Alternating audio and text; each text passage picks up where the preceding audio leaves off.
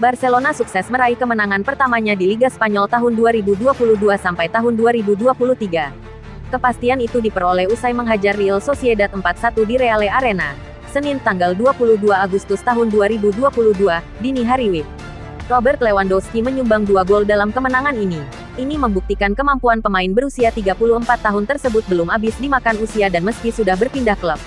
2 gol lain diciptakan oleh Ousmane Dembele dan Ansu Fati. Gol dari masing-masing pemain membayar kepercayaan yang diberikan Xavi Hernandez kepada mereka berdua. Lalu bagaimana dengan performa pemain lainnya? Simak ulasan lengkap di bawah ini yuk. Marc-Andre ter Stegen nilai 8. Ter Stegen memang gagal mencatatkan nirbobol pada pertandingan ini. Gawangnya harus kebobolan pada menit ke-6 lewat sontekan Alexander Isak. Namun, penampilannya secara keseluruhan sangat apik. Ia mampu mencatatkan 4 penyelamatan krusial yang mencegah Real Sociedad menggandakan keunggulan. Kiper berusia 30 tahun ini juga tampil sangat baik dalam hal distribusi bola. Akurasi umpannya sepanjang laga mencapai 83%. Ronald Araujo nilai 6,5. Araujo beroperasi di bek tengah sebelah kanan. Tugasnya cukup bagus mengawal para pemain sayap Sociedad di sebelah kanan pertahanan.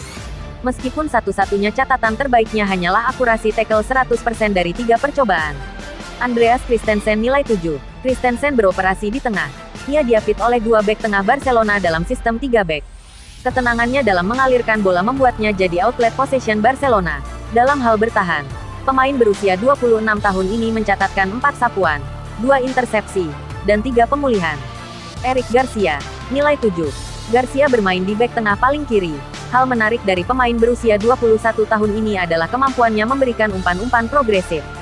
Di antara bek tengah Barcelona lainnya, ia paling banyak melepas umpan panjang untuk melewati lini pressing lawan. Gavi nilai 6,5. Gavi bertugas sebagai penjaga ruang di depan lini pertahanan. Keberadaan pemain berusia 18 tahun ini untuk menjamin keamanan selagi De Jong sibuk mengatur permainan dari belakang. Penampilan bertahannya pun tidak buruk-buruk amat, meski ia gagal sekalipun mencatatkan tackle sukses. Frenkie De Jong nilai 7,5. De Jong menunjukkan kemampuannya jadi orkestra permainan. Dari segi distribusi bola tidak ada yang negatif dari pemain berusia 25 tahun ini. Akurasi umpan panjangnya 100% dan akurasi umpan keseluruhannya mencapai 98%. Ia hanya salah sekali dalam melepas umpan.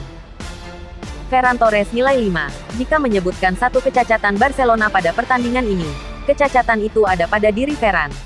Ia hanya bermain selama 64 menit. Akan tetapi, kontribusinya di lapangan sangat minim, terutama dari aspek ofensif.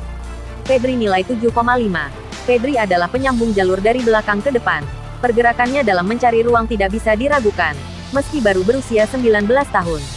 Dari dialah, kemampuan De Jong mengatur ritme dari belakang bisa sinkron ke lini depan.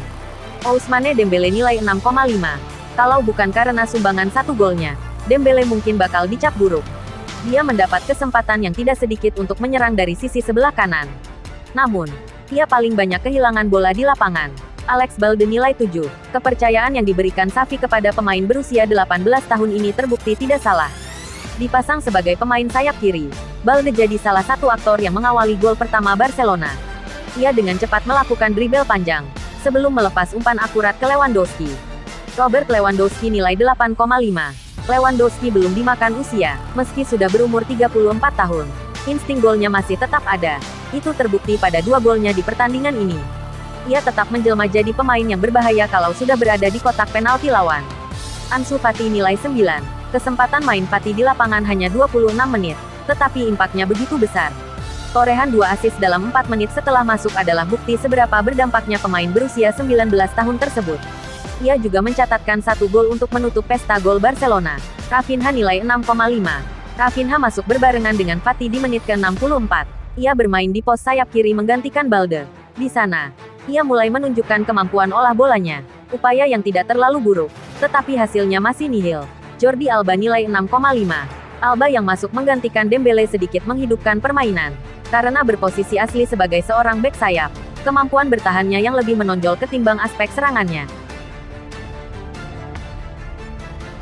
Klasemen Liga Spanyol, Senin tanggal 21 Agustus tahun 2022. Villarreal masih kokoh di puncak setelah menumbangkan Atletico Madrid dengan skor 2-0. Real Madrid dan Barcelona kompak memenangkan pertandingan di pekan kedua Liga Spanyol. Kemenangan Real Madrid mengantarkan Los Blancos bertengger di urutan kedua dengan perolehan 6 poin.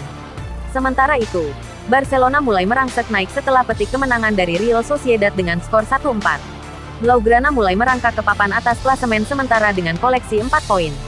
Sedangkan rival satu kota Los Blancos, Atletico Madrid harus melorot ke posisi 8 lantaran di pekan kedua Liga Spanyol harus menelan kekalahan. Jelang pekan ketiga, nampaknya persaingan antara Real Madrid dan Barcelona kian memanas. Dua klub yang jadi rival abadi itu akan saling sikut untuk berada di papan atas klasemen. Terlebih di pekan ketiga nanti, keduanya bakal berhadapan dengan klub papan bawah.